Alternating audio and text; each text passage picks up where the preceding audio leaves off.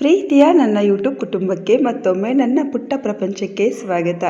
ಇವತ್ತು ಶುಕ್ರವಾರ, ನಾಳೆ ಶನಿವಾರ ಶಾರಿಗೆ ಫುಡ್ ಫೆಸ್ಟ್ ಇದೆ.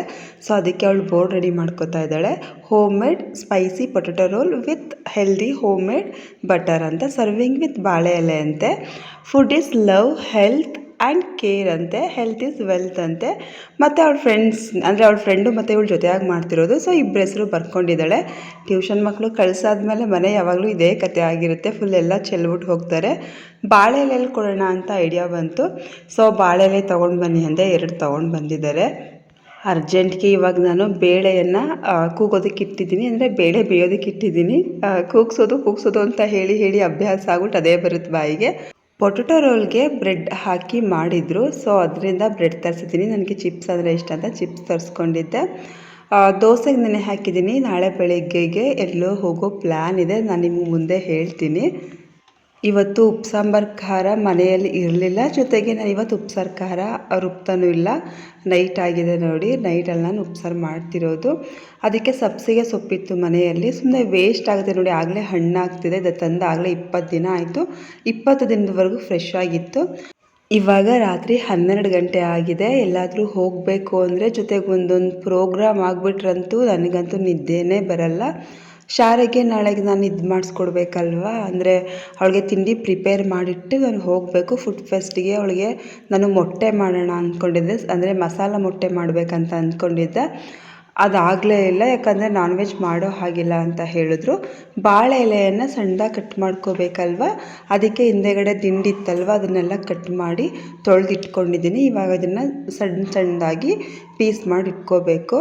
ಇನ್ನು ನಾಳೆ ಬೆಳಗ್ಗೆಗೆಲ್ಲ ಪಾತ್ರೆ ಇಟ್ಕೊಂಡ್ರೆ ಆಗಲ್ಲ ಅಂತ ಹೇಳಿ ಪಾತ್ರೆ ಎಲ್ಲ ಇವಾಗಲೇ ತೊಳೆದಿಟ್ಬಿಟ್ಟಿದ್ದೀನಿ. ನಾನು ಮಲಗುವಷ್ಟರಲ್ಲಿ 1 ಗಂಟೆ ಆಯಿತು. ಇವಾಗ 12:15. ನಾನೆಲ್ಲೋ ಹೋಗ್ತಿದ್ದೀನಿ ಅಂತ ಹೇಳಿದೆ ಅಲ್ವಾ. ಸೊ ಬಟ್ಟೆ ಎಲ್ಲ ಪ್ಯಾಕ್ ಮಾಡೋದಿತ್ತು. ಬಟ್ಟೆ ಎಲ್ಲ ಪ್ಯಾಕ್ ಮಾಡಿ ಎಲ್ಲ ಒಂದು ಕಡೆ ಇಟ್ಟು ನಾನು ಮಲ್ಕೊಳ್ಳೋದ್ರಷ್ಟರಲ್ಲಿ 1 ಗಂಟೆ ರಾತ್ರಿ ಆಗಿತ್ತು. ಅಷ್ಟರಲ್ಲಿ ಎಲ್ಲವನ್ನು ರೆಡಿ ಮಾಡಿದ್ದೀನಿ. ನಾಳೆ ಅವಳಿಗೆ ಫುಡ್ ಫೆಸ್ಟ್ಗೆ ಏನು ತಿಂಡಿ ಮಾಡ್ಬೇಕು ಅಂದ್ಕೊಂಡಿದ್ದೀನಿ, ಅದಕ್ಕೆ ಏನೇನು ಬೇಕು ಎಲ್ಲವನ್ನು ಒಂದು ಕಡೆ ಮಾಡಿಟ್ಟಿದ್ದೀನಿ. ಇವರು ದೋಸೆಗೆ ಸಂಪಳ ರುಬ್ಬಿಟ್ಟು ಹೋಗ್ಬಿಡು, ನಾವು ದೋಸೆ ಹಾಕ್ಕೊತೀವಿ ಅಂತ ಹೇಳಿದ್ರು. ಅದರಿಂದಾಗಿ ಸಂಪಳ ಕೂಡ ರೆಡಿ ಮಾಡಿ ಇಟ್ಟಿದ್ದೀನಿ. ಬಾಳೆಲೆ ನಿಮಗೆ ಮೊದಲೇ ಹೇಳಿದೆ ಅಲ್ವಾ, ಕಟ್ ಮಾಡಿಟ್ಟಿದ್ದೀನಿ. ಒಂದೇ ಸಲ ಈ ರೀತಿ 2 ಪ್ರೋಗ್ರಾಮ್ ಬಿದ್ದುಬಿಟ್ರೆ ನಿಜ ಹಿಂಸೆ ಆಗಿಬಿಡುತ್ತೆ. ಅದಕ್ಕೆ ನನ್ನ ರಾತ್ರಿ ಮಲ್ಕೊಳ್ಳೋದಕ್ಕಾಗಲೇ ಇಲ್ಲ. ನೋಡಿ ಬಟ್ಟೆ ಎಲ್ಲ ರೆಡಿ ಮಾಡಿ ಇಟ್ಟಿದ್ದೀನಿ. 3 ಗಂಟೆಗೆ ಎದ್ದೇಳೋಣ ಅಂತ ಅಲಾರಾಮ್ ಕೊಟ್ಟಿದ್ದೆ, ಹಾಗೂ 4 ಗಂಟೆ ಆಗೇ ಹೋಯಿತು, ಅಂದರೆ 3:45 ಇವಾಗ. ರಾತ್ರಿ ಎಲ್ಲೆಲ್ಲಿ ಹೇಗೆ ಪಾತ್ರೆ ಜೋಡಿಸಿದ್ನೋ ಹಾಗೆ ಇದೆ. ಇದೆಲ್ಲ ಇವಾಗ ಎತ್ತಿಡಬೇಕು. ಎತ್ತಿಡೋದಕ್ಕೂ ಮುಂಚೆ ಫಸ್ಟ್ ನಾನು ಆಲೂಗಡ್ಡೆನ ಬೇಯೋದಕ್ಕೆ ಇಟ್ಬಿಡ್ತೀನಿ. ಇದೆಲ್ಲ ರಾತ್ರಿ ಹೊತ್ತು ಮಾಡುವಂಥ ಕೆಲಸ ಅಲ್ಲ, ರಾತ್ರಿ ಹೊತ್ತೇ ಮಾಡಿಟ್ಟು ಮಲ್ಕೋಬಹುದಾಗಿತ್ತು. ನಾನು ಮಲ್ಕೊಂಡಾಗಲೇ 1 ಗಂಟೆ, ನಿಮಗೆಲ್ಲ ಗೊತ್ತಿರೋ ಹಾಗೆ. ಸುಮ್ಮನೆ ಮಾಡಿಟ್ರೆ ಅಕಸ್ಮಾತ್ ಕೆಟ್ಟೋಗ್ಬಿಟ್ರೆ, ಆಲೂಗಡ್ಡೆ ಹಾಕಿರೋದಲ್ವ, ಸೊ ಬೇಗ ಕೆಟ್ಟೋಗ್ಬಿಡತ್ತೆ ಅಂತ ಬೆಳಗ್ಗೆನೇ ಮಾಡ್ಕೊಳ್ಳೋಣ ಅಂದ್ಕೊಂಡು ಬೆಳಗ್ಗೆನೇ ಮಾಡ್ತಾಯಿದ್ದೀನಿ. ಇದಕ್ಕೆ ಬ್ರೆಡ್ ಕ್ರಮ್ಸ್ ಬೇಕಾಗುತ್ತೆ, ಅದಕ್ಕೆ ಮೊದಲು ಬ್ರೆಡ್ ಕ್ರಮ್ಸ್ ಮಾಡ್ಕೊಂಡ್ಬಿಡೋಣ ಅಂತ ಮಿಕ್ಸಿನಲ್ಲಿ ಪುಡಿ ಮಾಡ್ಕೊತಾ ಇದ್ದೀನಿ. ಒಂದು 4 ಬ್ರೆಡ್ ತೊಗೊಂಡಿದ್ದೀನಿ. ಇದಕ್ಕೆ ಮೇಲ್ಗಡೆ ಬ್ರೆಡ್ ಕೂಡ ಹಾಕೊಬಹುದು ಬ್ರೆಡ್ ಕ್ರಮ್ಸ್ಗೆ, ಆದರೆ ನಾನು ಆಲೂಗಡ್ಡೆಗೆ ರೋಲ್ ಮಾಡ್ತಿದ್ದೀನಲ್ವ ಅದಕ್ಕೆ ಹಾಕೋದಕ್ಕಾಗಲ್ಲ, ಅದಕ್ಕೆ ಇದಕ್ಕೆ ಹಾಕ್ತಾಯಿದ್ದೀನಿ. ಕ್ರಮ್ಸ್ ಸ್ವಲ್ಪ ಉದುರಾಗಿರಲಿ ಅಂತ ಸ್ವಲ್ಪ ಬೆಚ್ಚಗೆ ಮಾಡ್ಕೊತಾ ಇದ್ದೀನಿ. ಇದೆಲ್ಲ ರೆಡಿ ಮಾಡ್ಕೊಳ್ಳುವಷ್ಟರಲ್ಲಿ ಆಲೂಗಡ್ಡೆ ಬೇಯೋದಕ್ಕೆ ಇಟ್ಟಿದೆ ಅಲ್ವಾ, ಅದು ಕೂಡ ವಿಷಲ್ ಬಂತು. 1 ಅಥವಾ 2 ವಿಷಲ್ ಕೂಗಿಸ್ಕೊಂಡ್ರೆ ಚೆನ್ನಾಗಿ ಬೆಂದಿರುತ್ತೆ. ಪೊಟೆಟೊ ರೋಲ್ ಮಾಡೋದಕ್ಕೆ 1 ಸ್ಪೂನ್ ಧನಿಯಾ ಬೇಕಾಗಿತ್ತು, ಆದರೆ ಧನಿಯಾ ಪೌಡರ್ ಮನೇಲಿ ಇರಲಿಲ್ಲ. ಆದರೆ ಧನಿಯಾ ಇತ್ತು, ಅದರಿಂದ ಮಿಕ್ಸಿಗೆ ಹಾಕಿ ಅದನ್ನು ಸಹ ಪೌಡರ್ ಮಾಡಿಕೊಂಡೆ. ಶುಂಠಿ ಬೆಳ್ಳುಳ್ಳಿ ಪೇಸ್ಟ್ ಕೂಡ ಇರಲಿಲ್ಲ, ಮನೆಯಲ್ಲೇ ಶುಂಠಿ ಬೆಳ್ಳುಳ್ಳಿ ಪೇಸ್ಟ್ನು ಮಾಡ್ಕೊತಾ ಇದ್ದೀನಿ. ಇಷ್ಟೆಲ್ಲ ಕಷ್ಟಪಟ್ಟು ಮಾಡಿದ್ದಕ್ಕೆ ತುಂಬ ಚೆನ್ನಾಗಿ ಟೇಸ್ಟ್ ಬರುತ್ತೆ, ತುಂಬ ಚೆನ್ನಾಗಿ ಬರುತ್ತೆ ಅಂತ ಅಂದ್ಕೊಂಡೆ.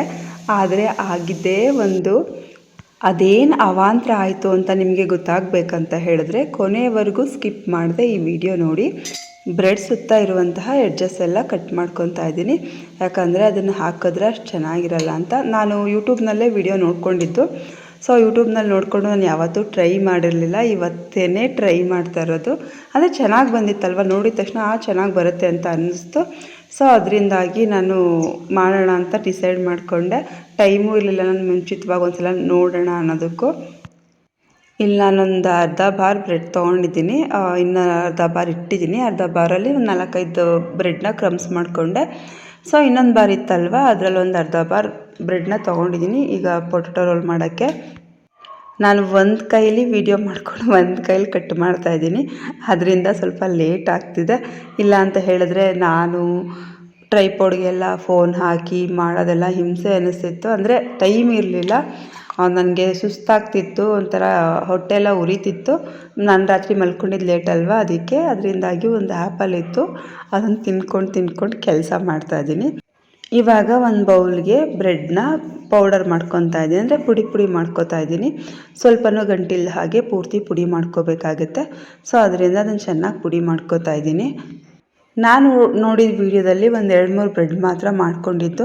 ಶಾರುಗೆ ಕಾನ್ವೆಂಟ್ಗೆ ಅವಳು ಸೇಲ್ ಮಾಡೋದಕ್ಕೆ ಮಾಡ್ತಿರೋದಲ್ವ, ಸೊ ಅದರಿಂದ ಜಾಸ್ತಿ ಬೇಕಂತ ನಾನಿಲ್ಲಿ ಜಾಸ್ತಿ ಬ್ರೆಡ್ ತೊಗೊಂಡಿನಿ. ಹಸಿಮೆಣ್ಸಿನ್ಕಾಯಿ, ಕೊತ್ತಂಬರಿ ಸೊಪ್ಪು ಮತ್ತು ಈರುಳ್ಳಿಯನ್ನು ಹಾಕ್ತಾಯಿದ್ದೀನಿ. ಅಷ್ಟರಲ್ಲಿ ಆಲೂಗಡ್ಡೆಯನ್ನು ಸಿಪ್ಪೆ ಎಲ್ಲ ಬಿಡಿಸಿ ಸ್ಮ್ಯಾಶ್ ಮಾಡಿ ಇಟ್ಕೊಂಡಿದ್ದೀನಿ. ಬ್ರೆಡ್ದು ಪೌಡರ್ ಕೂಡ ರೆಡಿಯಾಗಿದೆ. ಆಲೂಗಡ್ಡೆ ಸಿಪ್ಪೆ ಬಿಡಿಸಿದ್ದು ಮತ್ತು ಸ್ಮ್ಯಾಶ್ ಮಾಡಿದ್ದೆಲ್ಲ ವಿಡಿಯೋ ಮಾಡ್ಕೊಳ್ಳೋದಕ್ಕಾಗಲಿಲ್ಲ, ಯಾಕಂದರೆ ಎಲ್ಲ ಅರ್ಜೆಂಟಲ್ಲಿ ಮಾಡ್ತಿದ್ದಿದ್ದು. ಇದೆಲ್ಲ ಮಾಡಿ ಅವಳಿಗೆ ರೆಡಿ ಮಾಡಿಟ್ಟು ನಾನು ಮೊದಲೇ ಹೇಳಿದೆ ಅಲ್ವ ಎಲ್ಲಿಗೂ ಹೋಗಬೇಕಂತ. ನೆಕ್ಸ್ಟ್ ವೀಡಿಯೋವರೆಗೂ ನಾನು ಎಲ್ಲಿಗೆ ಹೋಗಿದ್ದೆ ಅನ್ನೋದು ಸರ್ಪ್ರೈಸ್ ಆಗೇ ಇರುತ್ತೆ. ನೆಕ್ಸ್ಟ್ ವೀಡಿಯೋದಲ್ಲಿ ನಾನು ಎಲ್ಲಿಗೆ ಹೋಗಿದ್ದೆ ಅನ್ನೋದು ನಿಮಗೆ ಗೊತ್ತಾಗುತ್ತೆ. ಮೊದಲು ಬ್ರೆಡ್ ಪುಡಿ ಇತ್ತಲ್ವ, ಅದ್ರ ಮೇಲೆ ಆಲೂಗಡ್ಡೆಯನ್ನು ಹಾಕಿ ಹಸಿಮೆಣ್ಸಿನ್ಕಾಯನ್ನು ಹಾಕ್ತಾಯಿದ್ದೀನಿ. ಹಸಿಮೆಣ್ಸಿನ್ಕಾಯಿ ಹಾಕಿದ್ಮೇಲೆ ಕೊತ್ತಂಬರಿ ಸೊಪ್ಪನ್ನು ಹಾಕ್ತಾಯಿದ್ದೀನಿ. ಅವರು ಕೊತ್ತಂಬರಿ ಸೊಪ್ಪು ಹಾಕಿರಲಿಲ್ಲ, ಟೇಸ್ಟ್ಗೆ ಚೆನ್ನಾಗಿರುತ್ತೆ ಅಂತ ಕೊತ್ತಂಬರಿ ಸೊಪ್ಪು ನಾನು ಹಾಕಿದೆ. ಅದಾದಮೇಲೆ ಸಣ್ಣಗೆ ಹೆಚ್ಚಿರುವಂಥ ಈರುಳ್ಳಿಯನ್ನು ಹಾಕ್ತಾಯಿದ್ದೀನಿ. ಒಂದು 4 ಈರುಳ್ಳಿ ತೊಗೊಂಡಿದ್ದೀನಿ ಇಲ್ಲಿ. ಅದಾದಮೇಲೆ ಅಚ್ಚ ಖಾರದ ಪುಡಿಯನ್ನು ಹಾಕ್ತಾಯಿದ್ದೀನಿ. ಜಾಸ್ತಿ ಮಾಡ್ತಿರೋದ್ರಿಂದ 2 ಸ್ಪೂನ್ ಹಾಕಿದೆ. ಅದಾದಮೇಲೆ ಧನಿಯಾ ಪೌಡರ್ ಮನೆಯಲ್ಲೇ ಪೌಡರ್ ಮಾಡ್ಕೊಂಡೆ ಅಲ್ವಾ, ಅದನ್ನು ಸಹ 1 ಸ್ಪೂನ್ ಹಾಕ್ತಾಯಿದ್ದೀನಿ. ಜೊತೆಗೆ ಗರಂ ಮಸಾಲೆ ಹಾಕ್ತಾಯಿದ್ದೀನಿ, ಅದು ಕೂಡ 1 ಸ್ಪೂನ್ ಹಾಕ್ತಾಯಿದ್ದೀನಿ. ಜೊತೆಗೆ ರುಚಿಗೆ ತಕ್ಕಷ್ಟು ಉಪ್ಪನ್ನು ಹಾಕ್ತಾಯಿದ್ದೀನಿ. ರುಚಿ ಕೂಡ 1 ಸ್ಪೂನ್ ಹಾಕ್ಕೊಂಡಿದ್ದು, ಇದೇನು ಜಾಸ್ತಿ ರುಚಿ ತಗೊಳ್ಳೋದಿಲ್ಲ. ರುಚಿ ಅಂದರೆ ಉಪ್ಪಿನ ಪುಡಿ ಹೇಳ್ತಾ ಇದ್ದೀನಿ ನಾನು. ಇವಾಗ ಶುಂಠಿ ಬೆಳ್ಳುಳ್ಳಿ ಪೇಸ್ಟನ್ನು ಹಾಕ್ತಾಯಿದ್ದೀನಿ, ಅದು ಕೂಡ 1 ಸ್ಪೂನ್ ಅಷ್ಟೇ ಹಾಕಿದ್ದು. ಇವಾಗ ಎಲ್ಲವನ್ನು ಒಟ್ಟಿಗೆ ಮಿಕ್ಸ್ ಮಾಡಿ ನೀರು ಹಾಕ್ಕೊಳ್ಳೋದು ಬೇಡ. ಒಂದು ಸ್ವಲ್ಪ ಕೂಡ ನಾನಿಲ್ಲಿ ನೀರನ್ನು ಹಾಕಿಲ್ಲ, ಸೋಡಾ ಕೂಡ ಹಾಕಿಲ್ಲ, ಎಣ್ಣೆ ಕೂಡ ಹಾಕಿಲ್ಲ, ಹಾಗೆ ಕಲಿಸ್ಕೊತಾ ಇದ್ದೀನಿ. ಇಷ್ಟಕ್ಕೇ ಹಾಗೆ ಕಲಿಸ್ಕೊಂಡ್ರೆ ನೀಟಾಗಿ ಆಗುತ್ತೆ. ನೀಟಾಗಿ ಉಂಡೆ ಬರೋ ರೀತಿ ಚಪಾತಿ ಹಿಟ್ಟಿನ ಅದಕ್ಕೆ ಕಲಿಸ್ಕೋಬೇಕಾಗತ್ತೆ. ಇಲ್ಲಿ ನೋಡಿ, ಅವ್ರು ಹೇಗೆ ಕಲಿಸಿದ್ರೋ ಅದೇ ರೀತಿ ನಾನು ಕೂಡ ಕಲಿಸ್ಕೊಂಡಿದ್ದೀನಿ. ಅದೆಲ್ಲಿ ಏನು ತಪ್ಪಾಯಿತು ಅಂತ ಗೊತ್ತಾಗಲಿಲ್ಲ. ಏನಾಯಿತು ಗೊತ್ತಾ, ಎಣ್ಣೆಗೆ ಹಾಕಿ ಕರಿಯೋದಕ್ಕೂ ಮುಂಚೆ ಎಲ್ಲವನ್ನು ರೋಲ್ ಮಾಡ್ಕೊಳ್ಳೋಣ ಅಂದ್ಕೊಂಡು ಈ ರೀತಿ ಉಂಡೆ ರೀತಿ ಮಾಡ್ಕೊಂಡಿದ್ದೀನಿ. ಇದೇ ರೀತಿ ಸೇಮ್ ಅವರು ಮಾಡಿದ್ದು. ಇದನ್ನು 5-5 ರೂಪಾಯಿಗೆ ಮಾರಿದ್ರೆ ಅವಳಿಗೆ ಲಾಭ ಆಗುತ್ತೆ ಅಂತ ಅಂದ್ಕೊಂಡೆ. ಲಾಭ ಆಗುತ್ತೆ ಅನ್ನೋದಕ್ಕಿಂತ ಸೇಲ್ ಆಗುತ್ತೆ ಅಂತ ಅಂದ್ಕೊಂಡೆ. ಇದ್ರ ಜೊತೆಗೆ ಮನೆಯಲ್ಲಿ ಬೆಣ್ಣೆ ಇತ್ತಲ್ವ, ಸೊ ಬೆಣ್ಣೆಯನ್ನು ಸಹ ಕೊಟ್ಟು ಕಳಿಸೋಣ. ಬೆಣ್ಣೆ ಜೊತೆಗೆ ಇನ್ನೊಂದು ಹುಡುಗಿ ಇವಳು ಪಾರ್ಟ್ನರ್ ಇದ್ಲಲ್ವ, ಅವಳು ಟೊಮೊಟೊ ಕಿಚಪ್ ತರ್ತೀನಿ ಅಂತ ಹೇಳಿದ್ಲು. ಅವಳು ಒಂದು 30 ಮಾಡ್ಕೊಂಡು ಬರೋದಕ್ಕೆ ಹೇಳಿದೆ, ಇವಳಿಗೊಂದು 30 ಮಾಡ್ಕೊಂಡು ಬರೋದಕ್ಕೆ ಹೇಳಿದೆ. ಆದರೆ ನಮ್ಮನೇಲಿ 47 ಆಗಿತ್ತು. 47ರಲ್ಲಿ ನಮ್ಮ ಅತ್ತೆ ಮಾವಂಗೆ ಸ್ವಲ್ಪ ಕೊಟ್ಬಿಟ್ಟು ಇನ್ನು ಮಿಕ್ಕಿದ್ದು ನಾನು ಎಲ್ಲೋ ಹೋಗ್ತಿದ್ದೀನಿ ಅಂದೆ ಅಲ್ವಾ, ನಾವೊಂದು 5 ಜನ ಹೋಗ್ತಾ ಇದ್ದೀವಿ. ಸೊ ಅವ್ರಿಗೂ ತೊಗೊಂಡು ಹೋಗೋಣ ಅಂತ ಪ್ಲ್ಯಾನ್ ಮಾಡ್ಕೊಂಡಿದ್ದೆ. ಸೇಮ್ ಬ್ರೆಡ್ ಕ್ರಮ್ಸಲ್ಲಿ ಅದನ್ನು ಅದ್ದಿ ಎಣ್ಣೆಗೆ ಹಾಕಬೇಕಂತ ಹೇಳಿದರು. ಸೊ ಎಣ್ಣೆ ಚೆನ್ನಾಗಿ ಕಾದ್ಮೇಲೆ ಬ್ರೆಡ್ ಕ್ರಮ್ಸ್ನಲ್ಲಿ ಅದ್ದಿ ಸೇಮ್ ಹಾಗೆ ಹಾಕ್ದಾಗೇನೋ ತುಂಬ ಚೆನ್ನಾಗಿ ಬಂತು. ಒಂದು 5 ನಿಮಿಷ ಆಗಲೇ ಇಲ್ಲ, ಪೂರ್ತಿ ಎಲ್ಲ ಹೇಗಾಯಿತು ಅಂತ ನಿಮಗೆ ತೋರಿಸ್ತೀನಿ. ನಾನು ಬಾಯಲ್ಲಿ ಹೇಳೋದು ಬೇಡ. ಸದ್ಯಕ್ಕೆ ನಾನು ಫಸ್ಟು ಸ್ವಲ್ಪವನ್ನು ಹಾಕಿದೆ, ನೆಕ್ಸ್ಟ್ ಇನ್ನು ಸ್ವಲ್ಪ ಹಾಕೋಣ ಅಂತ. ಇಲ್ಲ ಅಂದಿದ್ರೆ ಅದು ಕೂಡ ಉಳ್ಕೊತಿರ್ಲಿಲ್ಲ. ನಾನೆಲ್ಲೋ ಬೇರೆ ಹೋಗಬೇಕು, ಜೊತೆಗೆ ಇದು ಬೇರೆ ಮಾಡಬೇಕು. ಈ ಟೈಮಲ್ಲಿ ಈ ರೀತಿ ಆಗೋಯ್ತು. ಕತ್ಲೆ ನೋಡಿ, ಫುಲ್ಲು ಕತ್ಲೆ ಇದೆ. ನಾನು ಕತ್ಲೆ ಟೈಮಲ್ಲೇ ಮಾಡ್ತಾ ಇರೋದು, ಹಾಗೂ ಒಂಥರ ಸೌಂಡೆಲ್ಲ ಬರ್ತಿರೋದು ಭಯ ಆಗ್ತಿತ್ತು. ಇನ್ನು ಎಣ್ಣೆಲಿ ಕರಿತಿರೋದ್ರಲ್ವ, ಮನೆಯೆಲ್ಲ ಸ್ಮೆಲ್ ಬರುತ್ತೆ ಅಂತ ನಾನೇ ಕಿಟಕಿ ಬಾಗಿಲು ತೆಗೆದೆ. ಇಲ್ಲಿ ನೋಡಿ, ನಿಮಗೆ ಗೊತ್ತಾಗ್ತಿದೆ ಅನಿಸುತ್ತೆ ಏನಾಗ್ತಿದೆ ಅಂತ. ಹೀಗೆ ಬೇಯ್ತಾ ಏನಾಯಿತು, ಎಲ್ಲ ಕಲಿಸ್ಕೊಂಡ್ಬಿಡ್ತು, ಎಲ್ಲ ಪುಡಿ ಆಗೋಯ್ತು. ಎಣ್ಣೆ ತುಂಬ ಎಣ್ಣೆನೂ ಹೋಯಿತು, ಮಾಡಿದ ಹಿಟ್ಟು ಹೋಯಿತು. ನಿಜ ಕುತ್ಕೊಂಡು ಅಳೋದೊಂದು ಬಾಕಿ. ಓಕೆ, ಇದೇನೋ ವೇಸ್ಟ್ ಆಯಿತು, ಆಚೆಗೆ ಹಾಕೋಣ ಅಂತ ಹೇಳಿದ್ರು. ಶಾರುಗೆ ಫುಡ್ ಫೆಸ್ಟ್ಗೆ ಹೆಸರು ಬರ್ಸ್ಬಿಟ್ಟಿದ್ದಾಳೆ. ಇನ್ನು ಬರ್ಸಿ ಏನೂ ಮಾಡಿಲ್ಲ ಅಂದರೆ ಇನ್ನು ಬೈತಾರೆ ಕಣಮ್ಮ ಅಂತ ಹೇಳ್ತಿದ್ಲು. ಅದರಿಂದ ಏನು ಮಾಡಿದೆ, ಯೋಚನೆ ಮಾಡಿದೆ ಏನು ಮಾಡಬಹುದು ಅಂತ. ಆ ಉಂಡೆಗಳನ್ನೇ ನಾನು ಹಾಗೆ ಬ್ರೆಡ್ ಕ್ರಮ್ಸ್ನಲ್ಲಿ ಅದ್ದಿ ಇಟ್ಟೆ. ಇದನ್ನೇ ತೊಗೊಂಡೋಗ್ಳು ಮಗಳೇ, ಸೇಲ್ ಆದರೆ ಸೇಲ್ ಆಗಲಿ, ಸೇಲ್ ಆಗಿಲ್ಲ ಅಂದರೆ ವಾಪಸ್ ತೊಗೊಂಡು ಬಾ ಅಂತ ಹೇಳಿದ್ದೆ. ಇದವತ್ತು ನಾನು ಬೆಣ್ಣೆ ಮಾಡಿದ್ದೆ ಅಲ್ವಾ, ಫ್ರೀಝರ್ನಲ್ಲಿ ಇಟ್ಟಿದ್ದೆ, ಅದಕ್ಕೆ ಇದು ಹೀಗಾಗಿದೆ. ಕೊನೆಗೆ ಶಾರು ಕೊಟ್ಟು ಕಳ್ಸೋಕೆ ಉಳ್ಕೊಂಡಿದ್ದು ಇಷ್ಟರಲ್ಲೇ ನಾನು ಅವಳಿಗೆ ಬ್ರೆಡ್ ಕ್ರಮ್ಸ್ನ ಅದ್ದಿ ಕೊಟ್ಟಿದ್ದು. ಒಂದು 31 ಉಳ್ಕೊಂತು. ನಾನು ಸ್ವಲ್ಪ ಕೂಡ ತಿನ್ನಲಿಲ್ಲ, ಅವಳು ಪಾಪ ತಿನ್ನಲಿಲ್ಲ. ಅವಳೆ ಅದನ್ನೇ ತೊಗೊಂಡು ಹೋದ್ಲು.